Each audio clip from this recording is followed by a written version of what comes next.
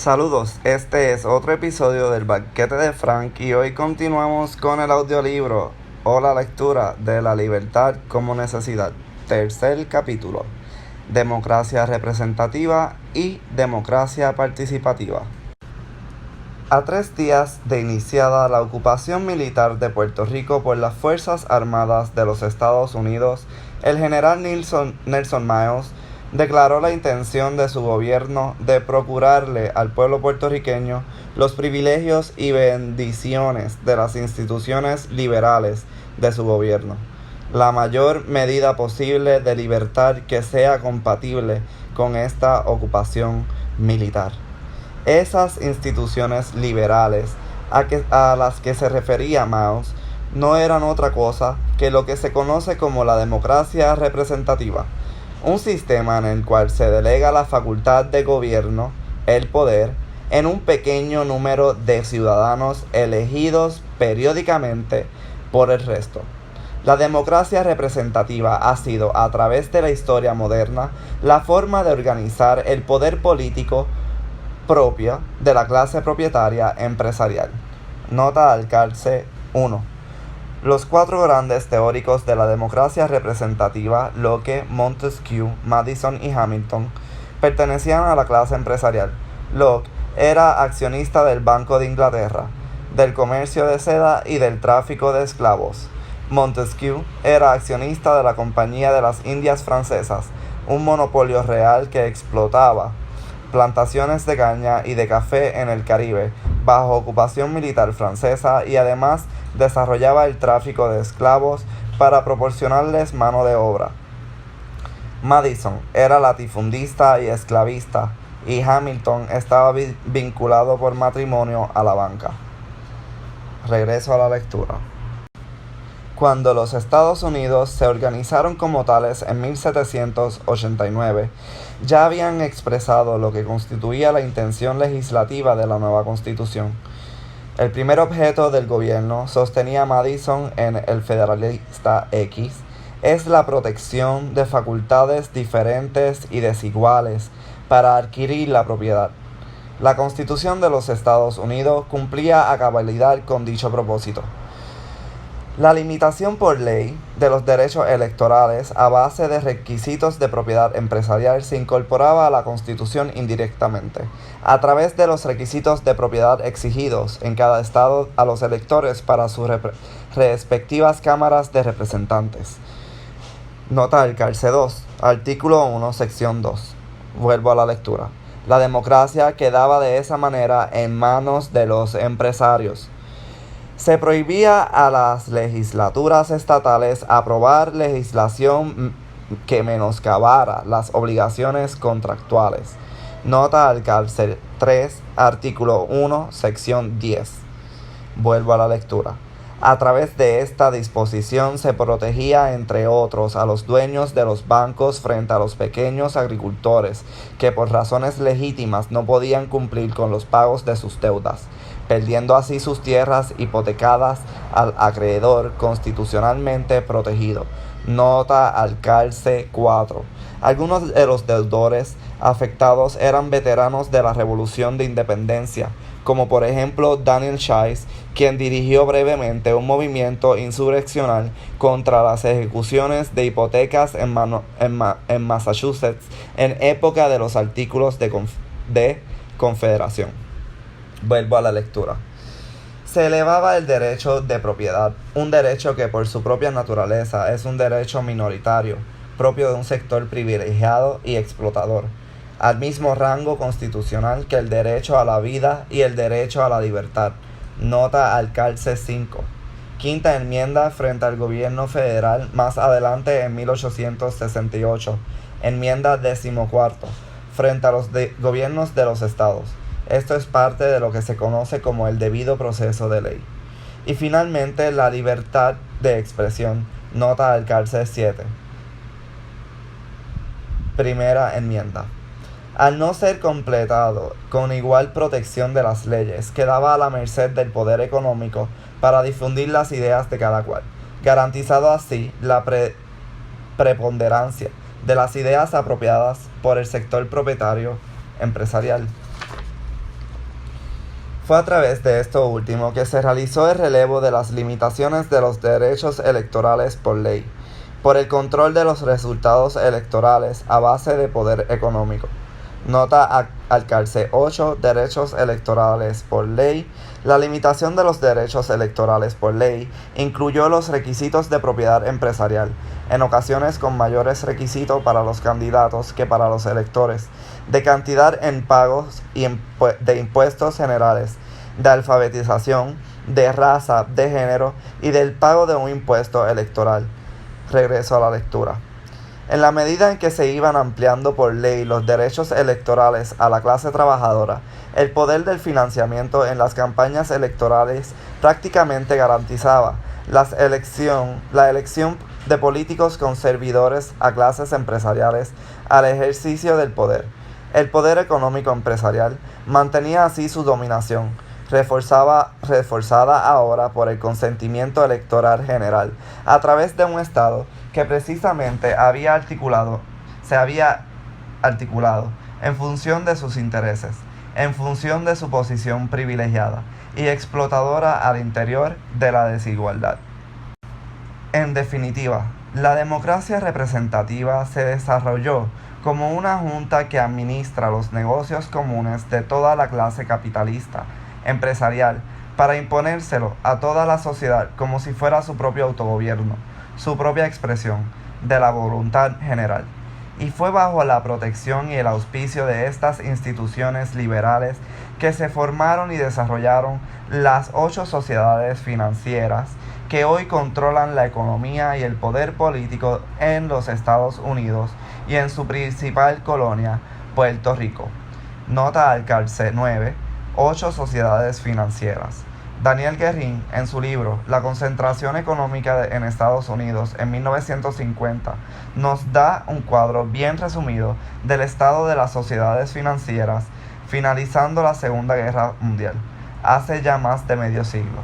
Cita: el grupo Morgan tenía su centro en la banca JP Morgan, extendía sus tentáculos sobre 11 compañías ferroviarias, 12 sociedades de servicio público.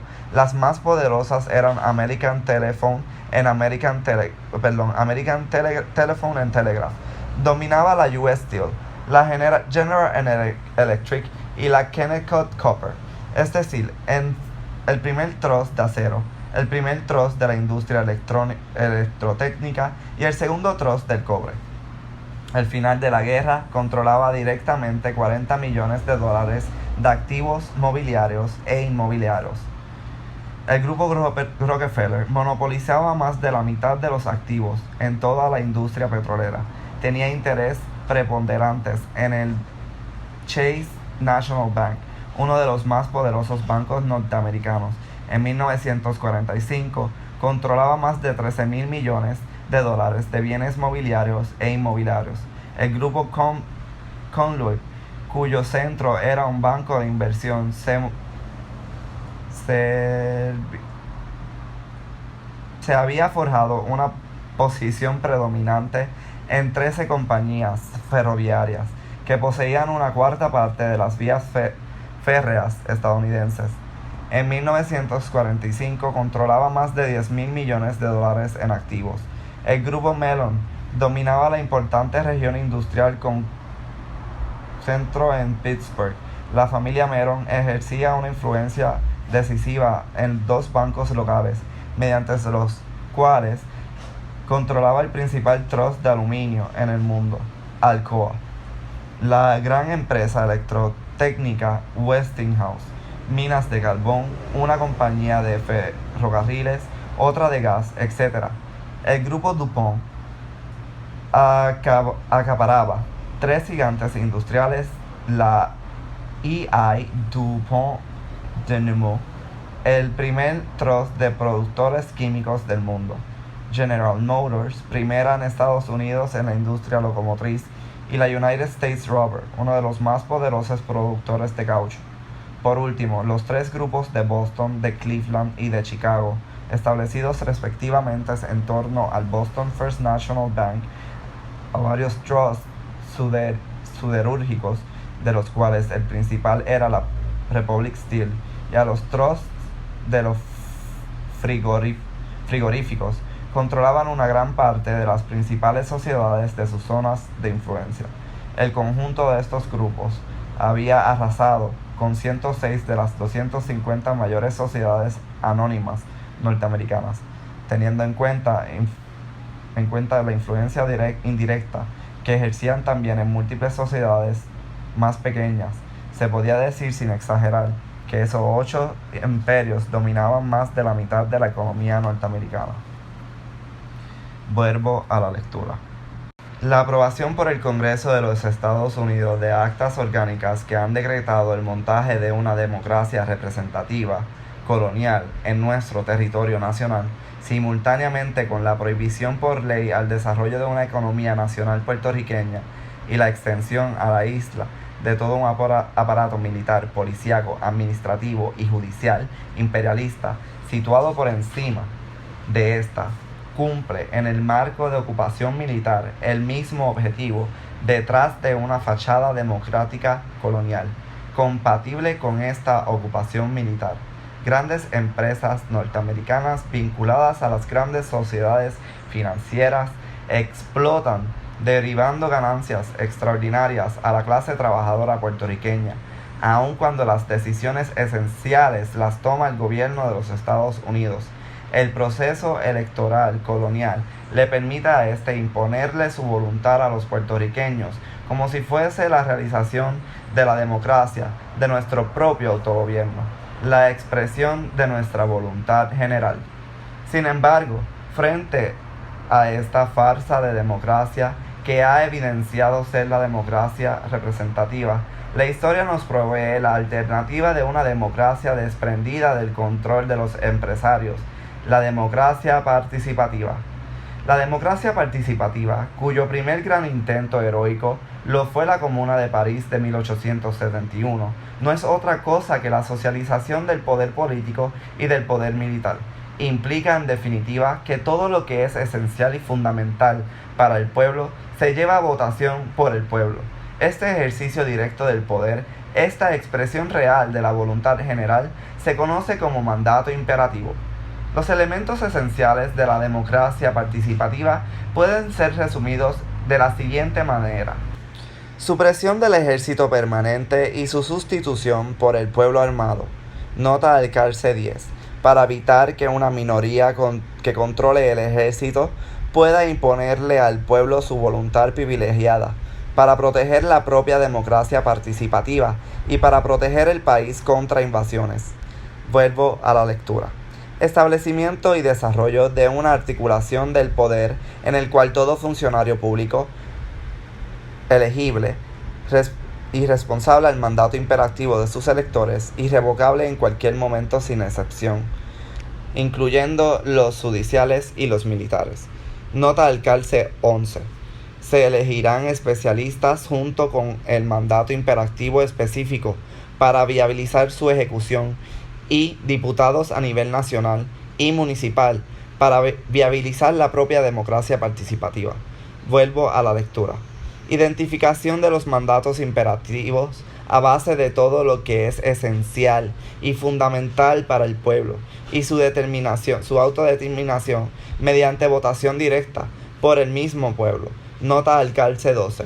La propia Constitución por partes, elegibilidad de mandato imperativo, revocabilidad, Carta de Derechos, la ley electoral, la aplicación de la estrategia económica de economía nacional, las relaciones exteriores, la ley de impuestos, la ley de relaciones laborales, el plan de educación, el plan de salud, etc. Vuelvo a la lectura. Revocabilidad fulminante sobre cualquier funcionario público directivo que viole o menoscabe un mandato imperativo sin excepción. Nota al cárcel 3. Para precaverse contra sus propios diputados y funcionarios públicos directivos. Vuelvo a la lectura. Incorporación de principio de la igual protección de las leyes al derecho a la libre expresión mediante legislación que extirpe el poder del financiamiento sobre los medios de comunicación de masa. Nota al cárcel 14. a través de la ley electoral y la nacionalización parcial sin compensación de todos los medios de comunicación de masa, periódicos, radio, televisión, imprentas. Vuelvo a la lectura. Este proyecto, al igual que el de una economía nacional, es una necesidad para la clase trabajadora puertorriqueña y requiere también sin compromisos ni concesiones de la independencia absoluta. Nota al CARCE 15 sobre este proyecto. Este proyecto no debe ser confundido con la fiscalización o con la iniciativa legislativa, el referéndum y la destitución electoral. La fiscalización implica, por un lado, la función de defender la integridad y la moderación fiscal de los funcionarios públicos, y por el otro lado, el de denunciar públicamente el incumplimiento o la violación de las promesas electorales sin poder para revocar a los violadores fuera del periodo electoral y sin garantía de una derrota electoral de estos. Con relación a estos últimos aspectos, la fiscalización es parte integrante de la democracia representativa. La iniciativa legislativa le permite al pueblo, cumplidos los requisitos establecidos constitucionalmente, un número sustancial de firmas de los electores, etc., someter proyectos legislativos para la consideración de los representantes o, en algunos casos, para la determinación directa mediante referéndum por el mismo pueblo. La destitución electoral le permite al pueblo, cumplidos también los requisitos establecidos constitucionalmente, someter a votación también por el mismo pueblo la revocación de funcionarios legislativos, ejecutivos o judiciales específicos fuera del periodo electoral. La iniciativa legislativa, el referéndum y la destitución electoral han sido integrados a algunas constituciones de democracias representativas.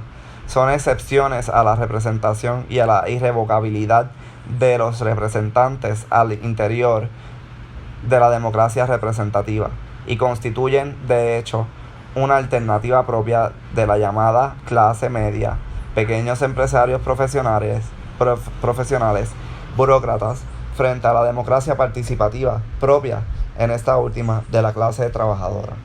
Fin del capítulo.